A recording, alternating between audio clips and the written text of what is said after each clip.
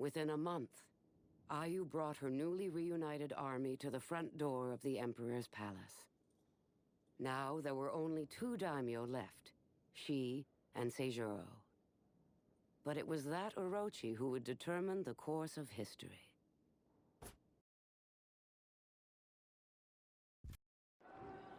The Imperial Palace.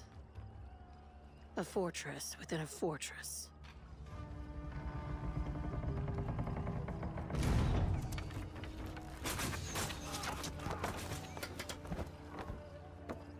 Seijuro! Our people bleed! Put down your weapons! Then end this, and kneel before me. Seijuro wasn't giving up, and he had strong warriors at his side.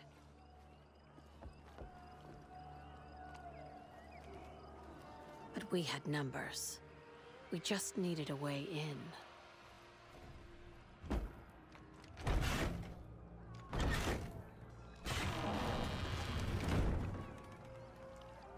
I hadn't been inside the palace in 3 years.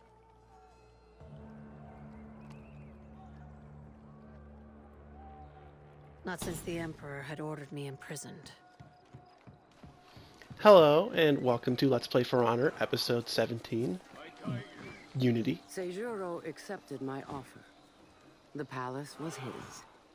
And at least 50 of the greatest warriors the samurai chose to fight beside him.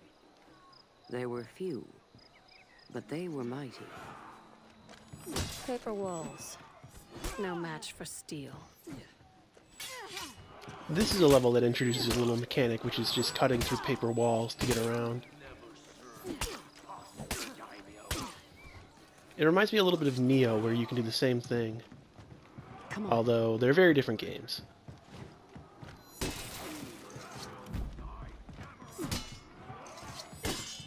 Right here, it's locking onto a person on the other side of the wall while I'm trying to hit the paper wall.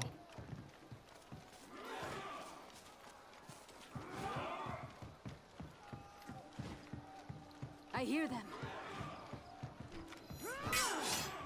So we're back as the Orochi, the Emperor's champion.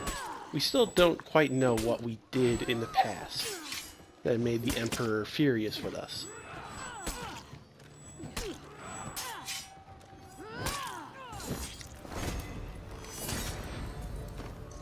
We're here with Momiji. The city of the samurai stands on a high mesa, surrounded by forest. It is one of the most secure fortresses in the land. It has been twice destroyed by fire, and at least 6 times by civil war. But never by invaders. Seijuro had the best fighters with him. We would need that strength.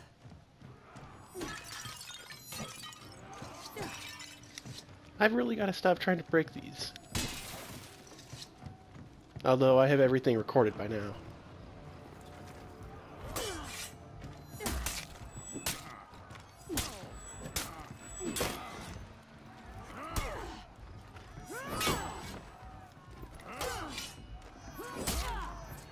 I'm trying to think, is this the first time I'm fighting a Shigoki as the Orochi? It's very pretty.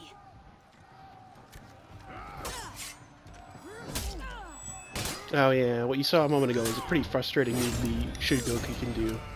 If they stun with a guard break, they can do a wind-up swing that sends you flying, and you can't respond to it. You kind of just gotta take the hit. Come on.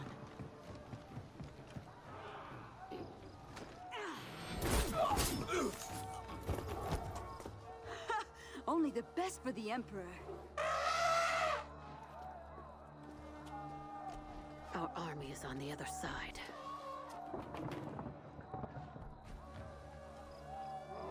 I don't think that's a very good idea.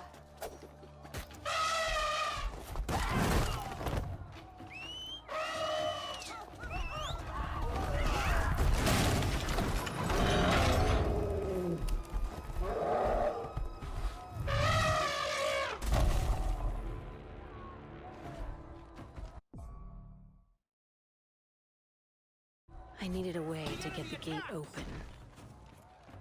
I had an elephant.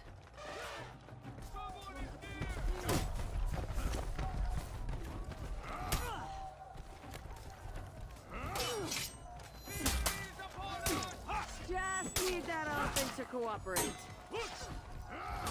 So, we have an elephant.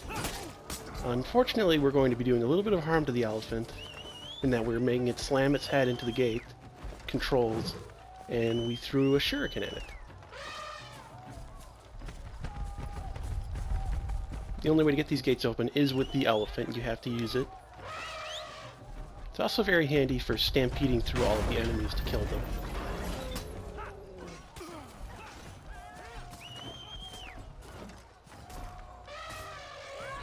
It can be a little bit tricky. You have to position the elephant to where you want them to charge from, like so. But it's not too bad. And the enemies here aren't much of a threat. This is more of just like a fun little mini game. We need to get this gate open.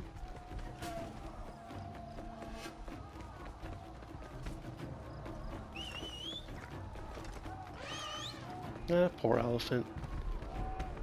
At least it doesn't die. You are outnumbered. Put down your swords. Find Seijuro.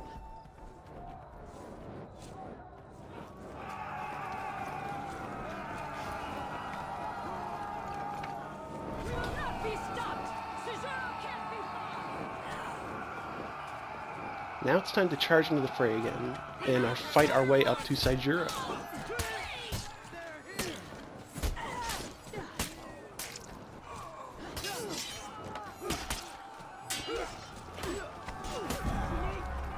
As you can see, I'm still not very good as the Orochi. That's the palace.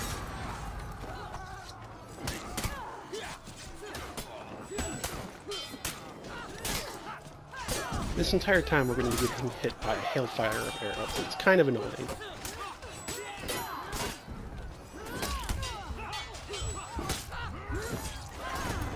So I haven't talked about the Shigoki much. I've more so complained about the Shigoki. I don't know of any history to warriors like the Shigoki. I'm reminded more of perceptions of, like, Pacific Islander warriors. Although the Shigoki, with the horns that they often have, are supposed to be reminiscent of ogres, especially with their large clubs. Ogres were seen as wearing pelts of tigers with such clubs, and as fearsome creatures. Now the club is a historical weapon that the samurai used. It was an anti-armor weapon. It was not quite as commonly used because of the armor in Japan just didn't really meet the requirements for it to be necessary. It would have been more handy against Western armor, really. It was also quite cumbersome.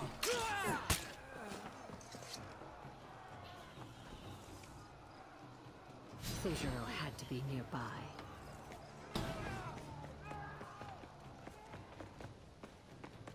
In there. There had been so much killing. But So, did not get a good look at that statue. Is that supposed to be a Buddha? Buddhism, of course, is pretty big in Japan. And during the periods that For Honor takes inspiration from, such as the Sengoku period, and before that, Buddhism was huge in Japan.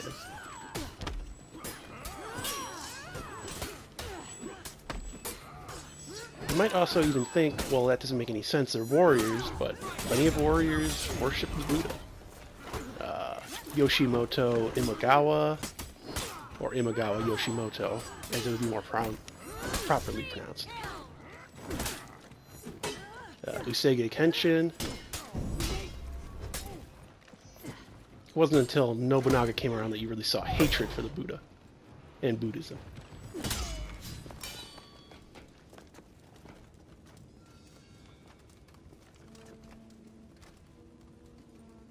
Execute me! I will be remembered as the greatest warrior our people have ever seen.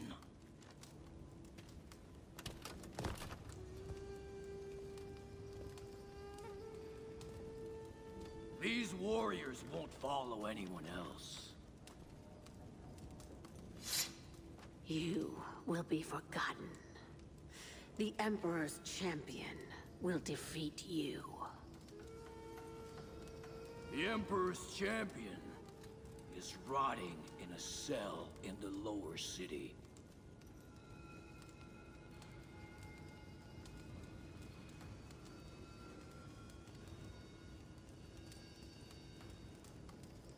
It's you. Champion.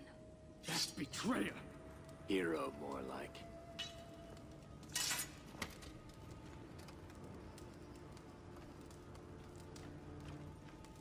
Seijuro was one of the greatest warriors of our people, and I had been sitting in jail for 3 years. Fighting each other. So if you hadn't guessed by now, Seijuro is an Orochi. It is a little bit odd that he is the assassin class, I think. I get that it makes for a bit of a tougher fight, but I kind of feel like he should have been a Kensei. Prison has done nothing for your skill.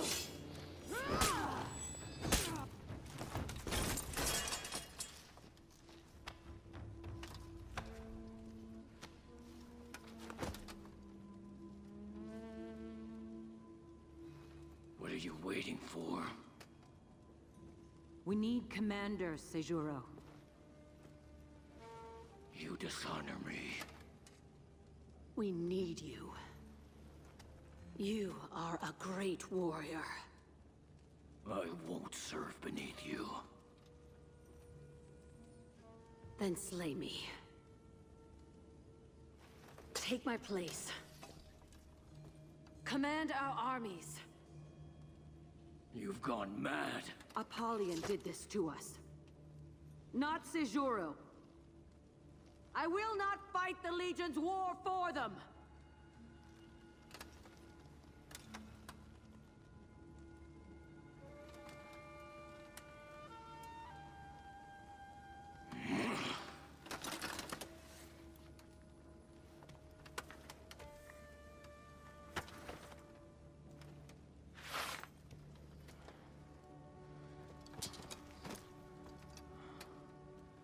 The Emperor's champion.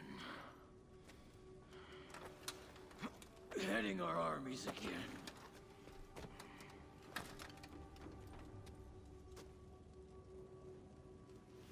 I'm going to Ashfeld. Our enemy is there.